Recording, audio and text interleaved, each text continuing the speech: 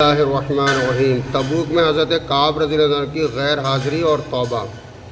اسی تبوک کی لڑائی میں معذورین کے علاوہ 80 سے زیادہ تو منافق اور انصار میں سے تھے، اور اتنے ہی تقریباً بدوی لوگوں میں سے۔ ان کے علاوہ ایک بڑی جماعت باہر کے لوگوں میں سے ایسی تھی جو شریک نہیں ہوئی، اور اتنا ہی نہیں بلکہ یہ لوگ دوسروں کو بھی لا تنفروا فی الحر سورہ توبہ کی آیت ہے کہہ کر روکتے تھے کہ گرمی میں نہ نکلو، گرمی میں نہ نکلو، یعنی خود بھی نہیں جا رہے تھے اور روک بھی رہے تھے لوگوں کو۔ حق تعالی شانہ فرماتے ہیں کہ جہنم کی آگ کی گرمی بہت سخت ہے۔ ان کے علاوہ 3 سچے پکے مسلمان بھی ایسے تھے جو بلا کسی قوی عذر کے اس لڑائی میں شریک نہیں ہو سکے۔ ایک کعب بن مالک رضی اللہ تعالیٰ، دوسرے ہلال بن امیہ رضی اللہ تعالیٰ، تیسرے مرارہ بن ربیع رضی اللہ تعالیٰ۔ یہ تینوں حضرات کسی نفاق یا عذر سے نہیں ٹھہرے بلکہ خوشحالی ہی سبب رہ جانے کا بن گئی۔ کعب رضی اللہ تعالیٰ اپنی سرگوشت جو اس موقع پر پیش آئی مفصل سناتے ہیں، جو آئندہ آ رہی ہے۔ مرارہ بن ربیع کا باغ خوب پھل رہا تھا۔ ان کو خیال ہوا کہ اگر میں چلا گیا تو یہ سب ضائع ہو جائے گا۔ ہمیشہ میں لڑائیوں میں شریک ہوتا ہی رہا ہوں، اگر اس مرتبہ رہ گیا تو کیا مذائقہ، اس لیے ٹھہر گئے۔ مگر جب تنبیہ ہوا تو چونکہ باغ ہی اس کا سبب ہوا تھا، اس لیے سب کو اللہ کے راستے میں صدقہ کر دیا۔ ہلال رضی اللہ تعالیٰ کے اہل و اعزہ جو کہیں گئے ہوئے تھے، اتفاق سے اس موقع پر سب جمع ہو گئے۔ ان کو بھی یہی خیال ہوا کہ ہمیشہ شرکت کرتا ہی رہا ہوں، اگر اس موقع پر نہ جاؤں تو کیا حرج ہے، اس لیے ٹھہر گئے۔ مگر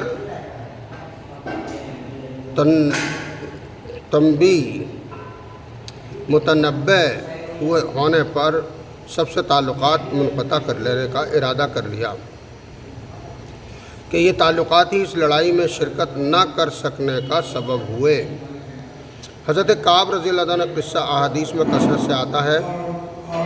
وہ اپنی سرگزشت بڑی تفصیل سے سنایا کرتے تھے۔ وہ فرماتے ہیں کہ میں تبوک سے پہلے کسی لڑائی میں بھی اتنا قوی اور مالدار نہیں تھا جتنا کہ تبوک کے وقت تھا۔ اس وقت میرے پاس خود اپنی ذاتی 2 اونٹنیاں تھیں۔ اس سے پہلے کبھی بھی 2 اونٹنیاں میرے پاس ہونے کی نوبت نہیں آئی۔ حضور اکرم صلی اللہ علیہ وسلم کی ہمیشہ عادت شریفہ یہ تھی کہ جس طرف لڑائی کا ارادہ ہوتا تھا اس کا اظہار نہیں ہوتا تھا، بلکہ دوسری جانبوں کے احوال دریافت فرماتے تھے۔ مگر اس لڑائی میں چونکہ گرمی بھی شدید تھی اور سفر بھی دور کا تھا، اس کے علاوہ دشمنوں کی بھی بہت بڑی جماعت تھی، اس لیے صاف اعلان کر دیا تھا تاکہ لوگ تیاری کر لیں۔ چنانچہ مسلمانوں کی اتنی بڑی جماعت حضور پاک صلی اللہ علیہ وسلم کے ساتھ ہو گئی کہ رجسٹر میں ان کا نام بھی لکھنا دشوار تھا، اور مجمع کی کثرت کی وجہ سے کوئی شخص اگر چھپنا چاہتا کہ میں نہ جاؤں تو نہ پتہ چلے تو دشوار نہ تھا۔ اس کے ساتھ ہی پھل بالکل پک رہے تھے۔ میں بھی سامان سفر کی تیاری کا صبح ہی سے ارادہ کرتا، مگر شام ہو جاتی اور کسی قسم کی تیاری کی نوبت نہ آتی۔ لیکن میں اپنے دل میں یہ خیال کرتا کہ مجھے وسعت حاصل ہے، جب ارادہ پختہ کروں گا فوراً ہو جائے گا۔ حتیٰ کہ حضور پاک صلی اللہ علیہ وسلم روانہ بھی ہو گئے اور مسلمان آپ صلی اللہ علیہ وسلم کے ساتھ ساتھ، مگر میرا سامان سفر تیار نہ ہوا۔ پھر بھی یہی خیال رہا کہ میں 1-2 روز میں تیار کر کے جا ملوں گا۔ اسی طرح آج کل پر ٹلتا رہا، حتیٰ کہ حضور صلی اللہ علیہ وسلم کے وہاں پہنچنے کا زمانہ تقریباً آ گیا۔ اس وقت میں نے کوشش بھی کی مگر سامان نہ ہو سکا۔ اب میں جب مدینہ طیبہ میں ادھر ادھر دیکھتا ہوں تو صرف وہی لوگ ملتے ہیں جن کے اوپر نفاق کا بدنما داغ لگا ہوا تھا۔ وہ یا وہ معذور تھے، اور حضور صلی اللہ علیہ وسلم نے بھی تبوک پہنچ کر دریافت فرمایا کہ کعب نظر نہیں پڑتے، کیا بات ہوئی؟ ایک صحاب نے کہا کہ یا رسول اللہ صلی اللہ علیہ وسلم، اس کو اپنے مال و جمال کی اکڑ نے روکا۔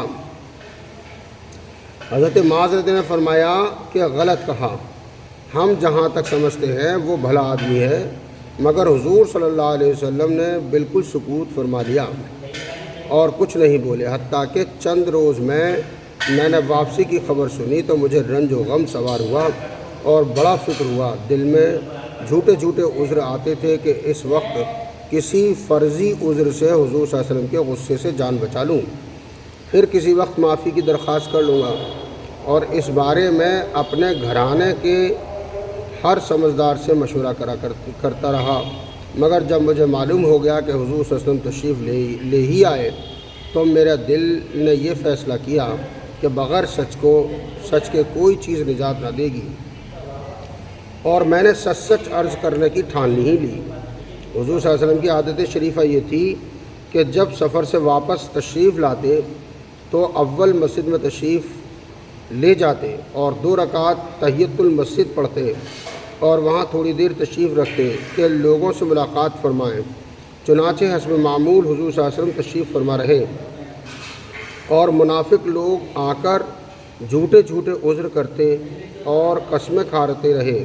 حضور صلی اللہ علیہ وسلم نے ان کے ظاہر حال کو قبول فرماتے رہے اور جھوٹے جھوٹے عذر کرتے اور قسمیں فرماتے رہے اور باطن کو اللہ کے سپرد فرماتے رہے کہ اتنے میں بھی حاضر ہوا اور سلام کیا۔ حضور صلی اللہ علیہ وسلم نے ناراضگی کا انداز میں تبسم فرمایا اور اعراض فرمایا۔ میں نے عرض کیا کہ یا نبی اللہ، آپ نے اعراض فرما لیا، میں خدا کی قسم نہ تو منافق ہوں اور نہ مجھے ایمان میں کچھ تردد ہے۔ ارشاد فرمایا کہ یہاں آ۔ میں قریب ہو کر بیٹھ گیا۔ حضور صلی اللہ علیہ وسلم نے فرمایا کہ تجھے کس چیز نے روکا؟ کیا تو نے اونٹنیاں نہیں خرید رکھی تھی؟ میں نے عرض کیا کہ یا رسول اللہ، اگر میں کسی دنیا دار کے پاس اس وقت ہوتا تو مجھے یقین ہے کہ میں اس کے غصے سے معقول عذر کے ساتھ خلاصی پا لیتا، کہ مجھے بات کرنے کا سلیقہ اللہ تعالیٰ نے عطا فرمایا ہے، لیکن آپ صلی اللہ علیہ وسلم کے متعلق مجھے معلوم ہے کہ اگر آج جھوٹ سے آپ کو راضی کر لوں تو قریب ہے کہ اللہ جل جلالہ مجھ سے ناراض ہوں گے، اور اگر آپ صلی اللہ علیہ وسلم سے صاف صاف عرض کر دوں تو آپ صلی اللہ علیہ وسلم کو غصہ آئے گا، لیکن قریب ہے کہ اللہ تعالیٰ کی پاک ذات آپ کے عطاب کو زائل فرما دے گی، اس لیے سچ ہی عرض کرتا ہوں کہ واللہ مجھے کوئی عذر نہیں تھا، اور جیسا فارغ اور وسعت والا میں اس زمانے میں تھا کسی زمانے میں بھی اس سے پہلے نہیں ہوا۔ حضور صلی اللہ علیہ وسلم نے ارشاد فرمایا کہ اس نے سچ کہا، پھر فرمایا کہ اچھا اٹھ جاؤ، تمہارا فیصلہ حق تعالیٰ شانہ فرمائیں گے۔ میں وہاں سے اٹھا تو میری قوم کے بہت سے لوگوں نے مجھے ملامت کی کہ تو نے اس سے پہلے کوئی گناہ نہیں کیا تھا، اگر تو کوئی عذر کر کے حضور صلی اللہ علیہ وسلم سے استغفار کی درخواست کرتا تو حضور صلی اللہ علیہ وسلم کا استغفار تیرے لیے کافی تھا۔ میں نے ان سے پوچھا کہ کوئی اور بھی ایسا شخص ہے جس کے ساتھ یہ معاملہ ہوا ہو؟ لوگوں نے بتایا کہ 2 شخصوں کے ساتھ اور بھی یہ معاملہ ہوا ہے کہ انہوں نے بھی یہی گفتگو کی جو تو نے کی، اور یہی جواب ان کو ملا جو تجھے ملا۔ ایک ہلال بن امیہ رضی اللہ تعالیٰ عنہ، دوسرے مرارہ بن ربیع رضی اللہ تعالیٰ عنہ نے دیکھا کہ 2 صالح شخص ہیں جو دونوں بدری ہیں، وہ بھی میرے شریک حال ہے۔ حضور اقدس صلی اللہ علیہ وسلم نے ہم تینوں سے بولنے کی ممانعت بھی فرما دی کہ کوئی شخص ہم سے کلام نہ کرے۔ یہ قاعدہ کی بات ہے کہ غصہ اسی پر آتا ہے جس سے تعلق ہوتا ہے، اور تنبیہ اسی کو کی جاتی ہے جس میں اس کی اہلیت بھی ہو۔ جس میں اصلاح و صلاح کی قابلیت ہی نہ ہو اس کو تنبیہ ہی کون کرتا ہے؟ کعب رضی اللہ عنہ کہتے ہیں کہ حضور صلی اللہ علیہ وسلم کی ممانعت پر لوگوں نے ہم سے بولنا چھوڑ دیا اور ہم سے اجتناب کرنے لگے، اور گویا دنیا ہی بدل گئی، حتیٰ کہ زمین باوجود اپنی وسعت کے مجھے تنگ معلوم ہونے لگی، سارے لوگ اجنبی معلوم ہونے لگے، در و دیوار اوپرے بن گئے، در و دیوار اوپرے بن گئے یعنی اجنبی بن گئے۔ مجھے سب سے زیادہ اس کا فکر تھا کہ میں اس حال میں مر گیا تو حضور صلی اللہ علیہ وسلم جنازے کی نماز بھی نہ پڑھیں گے، اور خدا نہ خواستہ حضور صلی اللہ علیہ وسلم کا وصال ہو گیا تو میں ہمیشہ ہمیشہ کے لیے ایسا ہی رہوں گا، نہ مجھ سے کوئی کلام کرے گا نہ میری نماز پڑھے گا، کہ حضور صلی اللہ علیہ وسلم کے ارشاد کے خلاف کون کر سکتا ہے؟ غرض ہم لوگوں نے 50 دن اسی حال میں گزارے۔ میرے دونوں ساتھی تو شروع ہی سے گھروں میں چھپ کر بیٹھ گئے تھے۔ میں سب سے قوی تھا، چلتا پھرتا، بازار میں جاتا، نماز میں شریک ہوتا، مگر مجھ سے بات کوئی نہ کرتا۔ حضور صلی اللہ علیہ وسلم کی مجلس میں حاضر ہو کر سلام کرتا اور بہت غور سے خیال کرتا کہ حضور صلی اللہ علیہ وسلم کے لب مبارک جواب کے لیے ہلے یا نہیں۔ نماز کے بعد حضور صلی اللہ علیہ وسلم کے قریب ہی کھڑے ہو کر نماز پوری کرتا اور آنکھ چرا کر دیکھتا کہ حضور صلی اللہ علیہ وسلم مجھے دیکھتے بھی ہیں یا نہیں۔ جب میں نماز میں مشغول ہوتا تو حضور صلی اللہ علیہ وسلم مجھے دیکھتے، اور جب میں ادھر متوجہ ہوتا تو حضور صلی اللہ علیہ وسلم منہ پھیر لیتے اور میری جانب سے اعراض فرما لیتے۔ غرض یہی حالات گزرتے رہے اور مسلمانوں کا بڑا بات چیت بند کرنا مجھ پر بہت ہی بھاری ہو گیا۔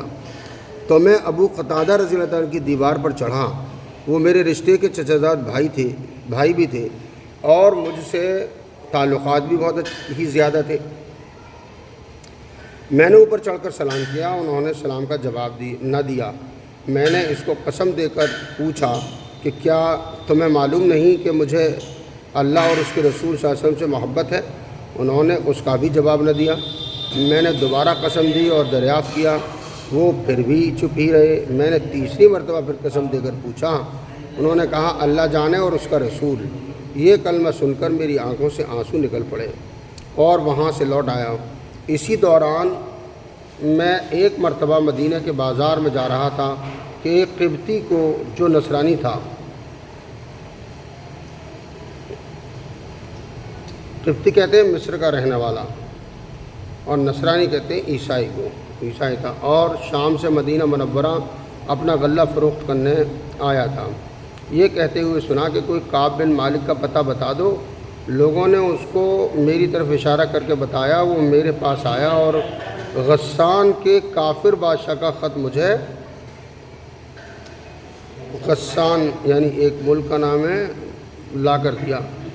اس میں لکھا ہوا تھا کہ ہمیں معلوم ہوا ہے کہ تمہارے آقا نے تم پر ظلم کر رکھا ہے، تمہیں اللہ ذلت کی جگہ نہ رکھے اور نہ ضائع کرے، تم ہمارے پاس آ جاؤ، ہم تمہاری مدد کریں گے۔ دنیا کا قاعدہ ہوتا ہی ہے، کسی بڑے کی طرف سے اگر چھوٹوں کو تنبیہ ہوتی ہے تو ان کو بہکانے والے اور زیادہ کھونے کی کوشش کیا کرتے ہیں اور خیر خواہ بن کر اس قسم کے الفاظ سے اشتعال دلایا ہی کرتے ہیں۔ کعب رضی اللہ تعالیٰ کہنے لگے، کہتے ہیں کہ میں نے یہ خط پڑھ کر انا للہ پڑھی کہ میری حالت یہاں تک پہنچ گئی کہ کافر بھی مجھ میں طمع کرنے لگے اور مجھے اسلام تک سے ہٹانے کی تدبیریں ہونے لگی۔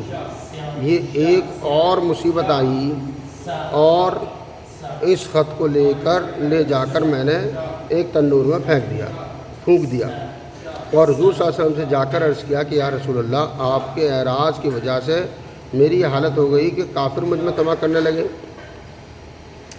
اسی حالت میں 40 روز ہم پر گزرے تھے کہ حضور صلی اللہ علیہ وسلم کا صادق قاصد میرے پاس حضور صلی اللہ علیہ وسلم کا ارشاد لے کر آیا کہ اپنی بیوی کو بھی چھوڑ دو۔ میں نے دریافت کیا کہ کیا منشا ہے، اس کو طلاق دے دوں؟ کہا نہیں، بلکہ علیحدگی اختیار کر لو۔ اور میرے دونوں ساتھیوں کے پاس بھی انہی قاصد کی معرفت یہی حکم پہنچا۔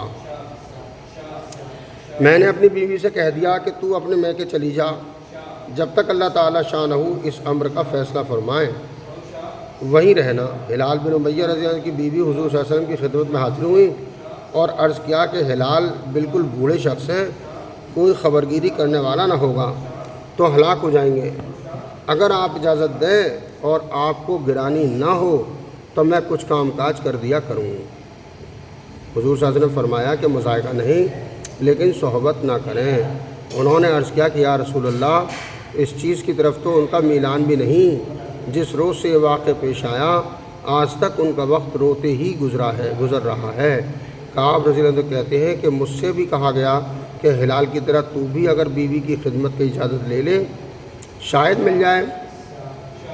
میں نے کہا کہ وہ بوڑھے ہیں، میں جوان ہوں، نہ معلوم مجھے کیا جواب ملے، اس لیے میں جرأت نہیں کرتا۔ غرض اس حال میں 10 روز اور گزرے کہ ہم سے بات چیت میل جول چھوٹے ہوئے پورے 50 دن ہو گئے۔ 50ویں دن کی صبح کی نماز اپنے گھر کی چھت پر پڑھ کر میں نہایت غمگین بیٹھا ہوا تھا۔ زمین مجھ پر بالکل تنگ تھی اور زندگی دوبر ہو رہی تھی کہ صلا پہاڑ کی چوٹی پر سے ایک زور سے چلانے والے نے آواز دی کہ کعب خوشخبری ہو تم کو۔ میں اتنا ہی سن کر سجدے میں گر گیا اور خوشی کے مارے رونے لگا اور سمجھا کہ تنگی دور ہو گئی۔ حضور صلی اللہ علیہ وسلم نے صبح کی نماز کے بعد ہماری معافی کا اعلان فرمایا، جس پر ایک شخص نے تو پہاڑ پر چڑھ کر زور سے آواز دی کہ وہ سب سے پہلے پہنچ گئی۔ اس کے بعد ایک صاحب گھوڑے پر سوار بھاگے ہوئے آئے۔ میں جو کپڑے پہن رہا تھا وہ نکال کر بشارت دینے والے کو نظر کر دیے۔ خدا کی قسم ان 2 کپڑوں کے سوا کوئی کپڑا اس وقت میری ملک میں نہ تھا۔ اس کے بعد میں نے 2 کپڑے مانگے ہوئے پہنے اور حضور صلی اللہ علیہ وسلم کی خدمت میں حاضر ہوا۔ اسی طرح میری دونوں ساتھیوں کے پاس بھی خوشخبری لے کر لوگ گئے۔ میں جب مسجد نبوی میں حاضر ہوا تو وہ لوگ جو خدمت اقدس میں حاضر تھے مجھے مبارکباد دینے کے لیے دوڑے اور سب سے پہلے ابو طلحہ رضی اللہ تعالیٰ عنہ بڑھ کر مبارکباد دی اور مصافحہ کیا جو ہمیشہ ہی یاد رہے گا۔ میں نے حضور صلی اللہ علیہ وسلم کی بارگاہ میں جا کر سلام کیا تو چہرہ انور کھل رہا تھا اور انوار خوشی کے چہرے سے ظاہر ہو رہے تھے۔ حضور اقدس صلی اللہ علیہ وسلم کا چہرہ مبارک خوشی کے وقت میں چاندی کی طرح چمکنے لگتا تھا۔ میں نے عرض کیا کہ یا رسول اللہ یا رسول اللہ، میری توبہ کی تکمیل یہ ہے کہ میری جائیداد جو ہے وہ سب اللہ کے راستے میں صدقہ ہے کہ یہ صربت ہی اس مصیبت کا سبب بنی تھی۔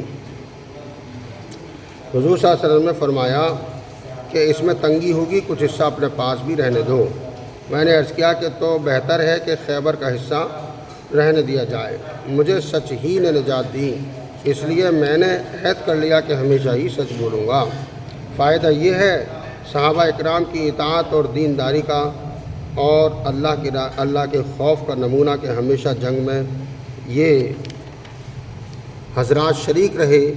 ایک مرتبہ کی غیر حاضری پر کیا کیا عطاب ہوا اور اس کو کس فرمانبرداری سے برداشت کیا کہ 50 دن روک کر گزار دیے اور مال جس کی وجہ سے یہ واقعہ پیش آیا تھا وہ بھی صدقہ کر دیا، اور کافروں نے طمع دلائی تو بجائے مشتعل ہونے کے اور زیادہ پشیمان ہوئے، اور اس کو بھی اللہ کا عطاب اور حضور صلی اللہ علیہ وسلم کے اعراض کی وجہ سے سمجھا کہ میرے دین کا ذوق اس درجے تک پہنچ گیا کہ کافروں کو اس کی طمع ہونے لگی کہ وہ مجھے بے دین بنا دیں۔